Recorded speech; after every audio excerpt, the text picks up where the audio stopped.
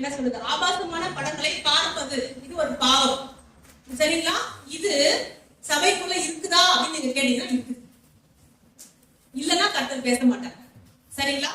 இப்போ இந்த மாதிரி தவறான காட்சிகளை உங்க போன்ல நீங்க வச்சுட்டு பாக்குறதா இருந்தாலும் சரி, புஸ்தக வடிவுல பாக்குறதா இருந்தாலும் சரி, இன்னும் சிலர் என்ன பண்ணுவாங்க, இப்படி ஏதாவது பார்த்தா மாட்டிக்கு போறோம்ன்றதுக்காக தங்கள் சிந்தனைகளையே தங்கள் கற்பனைகளையே அவரை ஓட விட்டு இருப்பாங்க.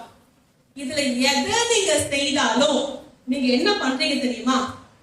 அஸ்தரோத் என்கிறதான தோப்பு விக்கிரகம், பாபிலோனிய தோப்பு விக்கிரகத்துக்கு ஆராதனை செய்றீங்கன்னு அர்த்தம். நமக்கு எல்லாம் இதெல்லாம் பாவம் பாவம் தெரியும், நம்ம வர சர்ச்சைக்குவோம், ஐயோ தப்பு பண்றோம், அவ்வளவுதான் தெரியும். ஆனா இன்னைக்கு ஆவிக்குரிய வாழ்க்கையில அங்க என்ன நடக்குதுன்றத உங்களுக்கு ஆண்டு கற்றுக் கொடுத்து கொண்டிருக்கிறார். இப்படிப்பட்ட அதாவது தவறான பால் உணர்வு இச்சை நமக்குள்ள தூண்டப்பட்டு யாராவது ஒரு ஆணையும் ஒரு பெண்ணையும் இச்சையோட நம்ம பார்க்கணும். பாத்தீங்களா? பார்த்தாலே உச்சாரம் ஏன் ஆண்டு சொன்னார்னா, பார்த்தாலே இந்த ஆவிக்கு ஆராதனை நடந்துரும். இந்த செமிராமிஸ்ன்னு சொல்லக்கூடிய அஸ்தரோத்துன்னு சொல்லக்கூடிய இந்த தோப்பு விக்கிரகம் இருக்கே, பாபிலோனின் விக்கிரகம், இதற்கு வல்லமா கிடைச்சிரும்.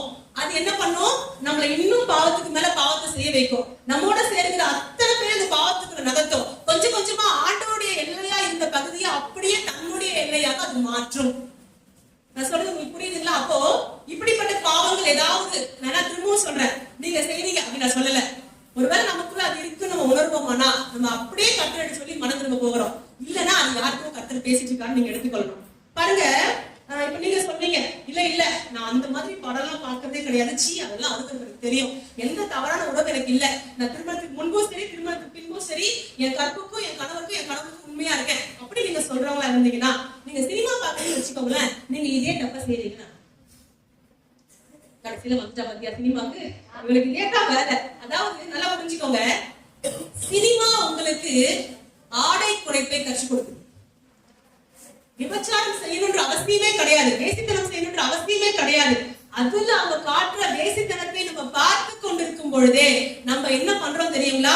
இந்த அஸ்தரோத்துக்கு, இந்த செமிராமிஸ்க்கு, இந்த பாபிலோனிய தோப்ப விக்கிரகத்திற்கு, நீங்க பைபிள் இருக்கும், அந்த பேர்ல பைபிள் இருக்கு, எல்லா பேரும் சொல்லல, தோப்ப விக்கிரகத்துக்கு என்ன பண்ணிட்டு இருக்கீங்க? ஆராதனை செய்து கொண்டிருக்கிறீங்க. இப்ப சொல்லுங்க, இதுக்கு ஆராதனை பண்ணிட்டு இங்க வந்து கர்த்தரை நம்ம துதிச்சோம் அப்படின்னா கர்த்தருக்கு அந்த துதி போகுமா? தேவன் ஏற்றுக்கொள்வாரா? நீங்க 1 மணி நேரம் அழுது துதிச்சாலும் கர்த்தர் ஏற்றுக்கொள்வாரா?